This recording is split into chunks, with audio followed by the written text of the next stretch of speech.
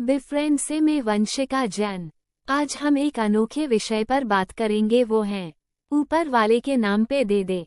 कबीर ने कहा है, मांगन मरण समान है, मति कोई मांगो भीख। मांगन ते मरना भला, ये सद्गुरु की सीख।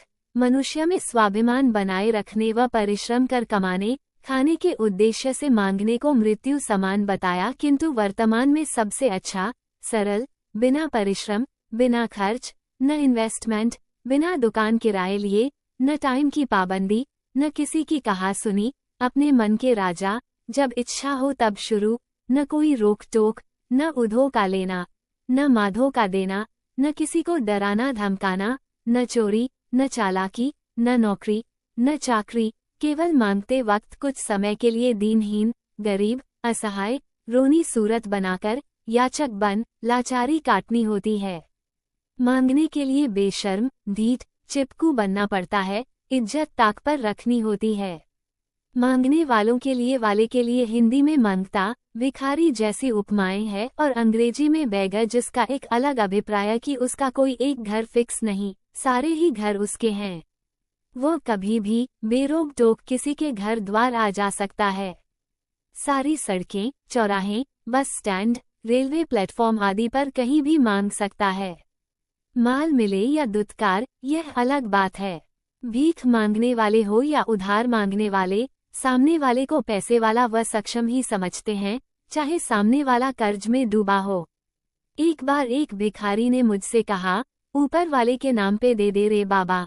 मैंने पूछा, उसके नाम से क्यों? वो बोला, वापस तुम उससे लेते रहना, वो दे न दे उसकी मर्जी, तुम मुझे देकर फ्री करो। मांगने का मेरा बड़ा कारोबार है, और मेरे पास इतना वक्त कहाँ जो मैं ऊपर वाले को ढूंढकर उससे मांगूं। तुम नजर आ गए और सामने हो, इसलिए तुमसे मांग रहा हूँ। मैंने कहा, बीच सड़क पर मांगते शर्म नहीं आती? हटे कट्टे जवान हो, मेहनत मजदूरी करो। भिखारी बेहयाई से बोला, सड़क पर न मांगू तो क्या दुकान खोलूं? बाकी के उपदेश व फोकट की सलाह मत दो। पास पैसे हैं तो मदद करो, और यदि जेब खाली है तो मेरी लाइन में आ जाओ। मैं निरुत्तर हो गया। मांगने वालों का ऊपर वाला भी एक नहीं अनेक हैं। सामने वाले को देखकर भिखारी तय करते हैं कि किसके नाम से मांगना है। अल्लाह, भगवान, महादेव, शनि महाराज, माताजी, तेरा सुहाग अमर रहे, तेरे बाल बच्चे जिए, तेरी लंबी उम्र हो, तुम्हारे घर में सुख शांति हो, तेरा रोजगार अच्छा चले, तुझे धन संपत्ति मिले, तेरे दुश्मन मरे, तुझे नौकरी मिले, सब स्वस्थ रहे आदि। कुल मिलाकर इमोशनल ब्लैकमेल करना है, और ये सभी कंडीशनल सेंटेंस, शर्तिया वाक्य हैं जो सामने वाला भीख दे तो कामना पूरी हो, अन्यथा नहीं। दुकारने वालों व नहीं देने वालों के लिए भिखारी मन में सोचता है, तेरा बेड़ा गर्क हो, और ऐसों का ऊपर वाला क्यों भला करेगा जो बड़े साहब बने फिरते हैं किंतु गरीबों को देने के लिए कुछ भी नहीं। एक वाकया यूं हुआ, घर से नौकरी पर निकला, भिखारी मिल गया, बोला, जल्दी से 5 रुपए दे दो, आपका दिन अच्छा निकलेगा। मैंने कहा, खुले चेंज नहीं है। वह बोला, कितने के चाहिए? 500 के।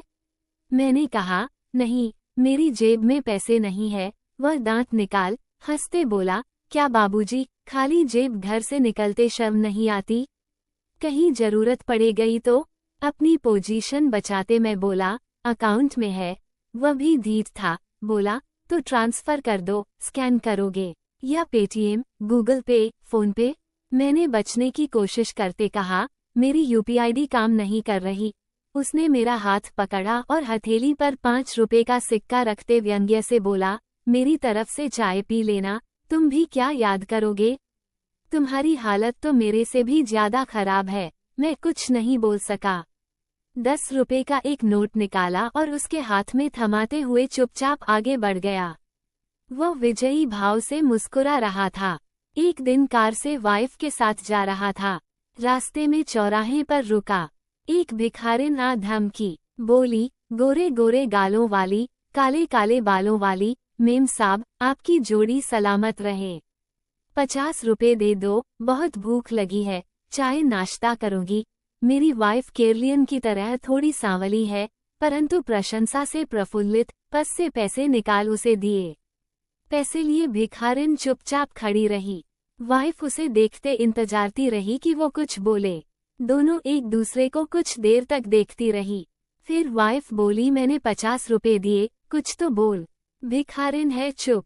पत्नी फिर बोली, एक बार मांगने पर ही मैंने इतने पैसे दे दिए, अब कुछ तो अच्छा बोल, दुआ कर। तब वो बोली, क्या बोलूं? आप पहले से इतना ऊपर बैठी हो और कितना ऊपर जाना चाहती हो? वाइफ हतप्रभ। मांगने वालों का जवाब भी लाजवाब है।